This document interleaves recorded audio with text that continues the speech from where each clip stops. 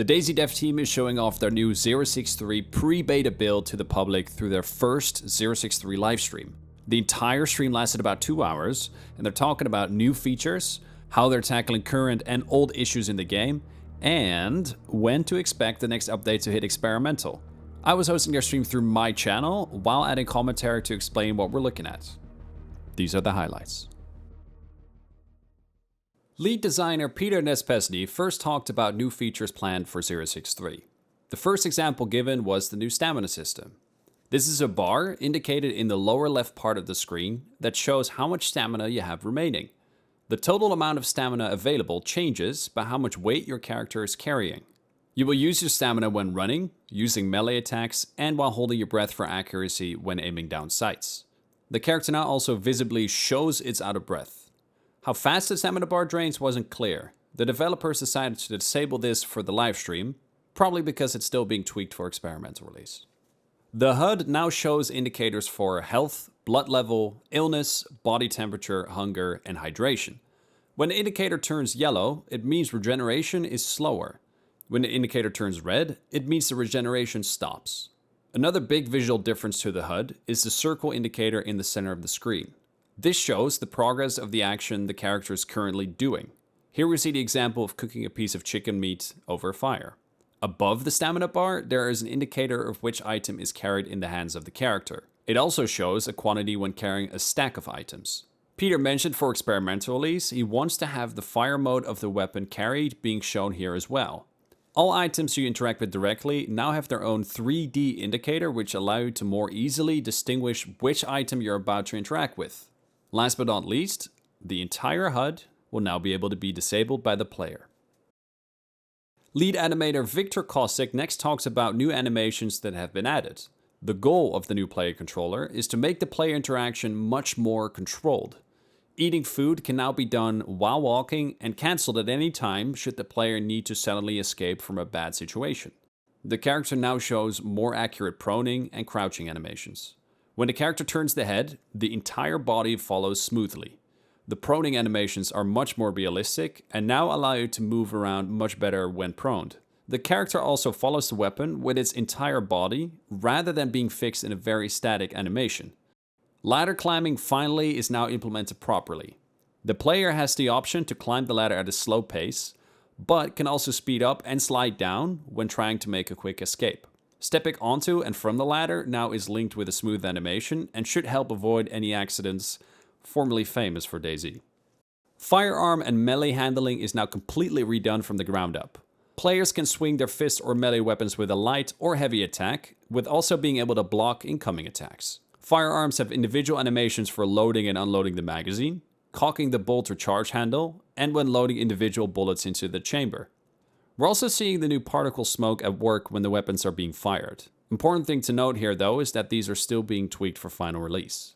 Falling sees implementation of new animations as well, being separated by a light, medium, and heavy fall animation. Falling from great heights or being injured in any other way shows the character limping or stumbling around.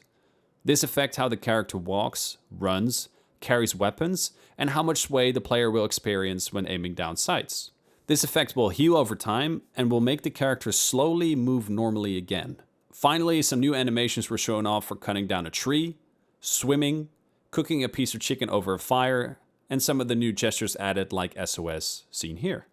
There was a brief mention of a new mechanic for climbing obstacles, but this will be shown in status reports to come. Finally, lead producer Eugen Harlton answered some questions people had about the overall development of DayZ. Although disabled for the livestream, zombies will see a huge difference with how big of a threat they will become. When a zombie gets aggroed, its scream can trigger more zombies to run towards that location. This can cause a chain reaction and can easily, especially in cities, cause you to be overrun by a larger group of zombies quickly. Using stealth will be much more important. The reworked vehicles will not be implemented in the first iteration of the experimental release, but vehicles were confirmed before the game hits beta. This means we'll see vehicles being implemented at a later stage during 0.63 experimental release. Helicopters and other new vehicles will arrive at a later time. Base building will not be available in experimental release, but instead we'll see implementation at a later point during the experimental phase. Modding is also confirmed for beta release. As soon as the 0.63 build switches from experimental to stable, the server files will be released for anyone to host their own server and mod DayZ how much they would like. Part of this also got the issue raised about cheaters and hackers potentially ruining the game. The current engine has a lot of information handled client-side, leaving them vulnerable for cheaters. The new engine has all information handled server-side, causing all hackers and cheaters to be eliminated much more effectively.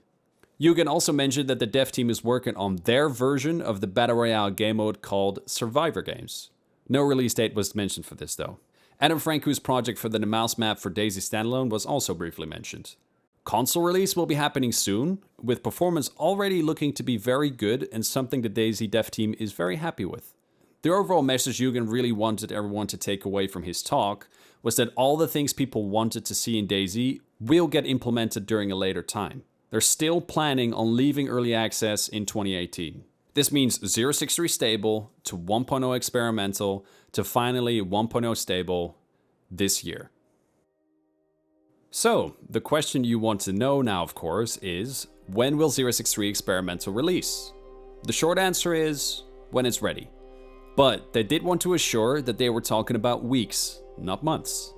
Now, if you're looking for the opinion of someone who has played DayZ throughout its development, so ever since early access release, throughout all the updates, to now 0.63 experimental being right around the corner, we're gonna lose a lot of features, we're gonna lose a lot of guns, we're gonna lose the vehicles comparing 0.62 to 0.63 experimental. Yes. However, I think it definitely, the trade-off that we get is worth it. You can tell the devs are very excited about what they're about to release, what they're working on. And especially when 0.63 actually hits experimental, we're going to see a very fast increase of implementation of that new content.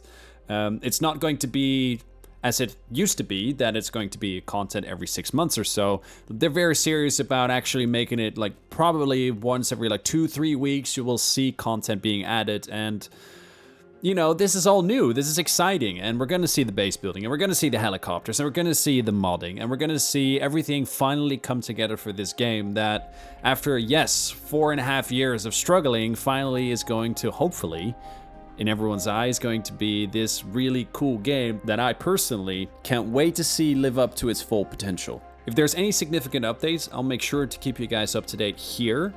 But the best way to keep up to date with the DayZ development is to just follow the DayZ dev team on Twitter and keep an eye on their status reports. That's where they show off and talk about the new stuff that's coming in, when it's releasing, and that's where you get to hear it straight away.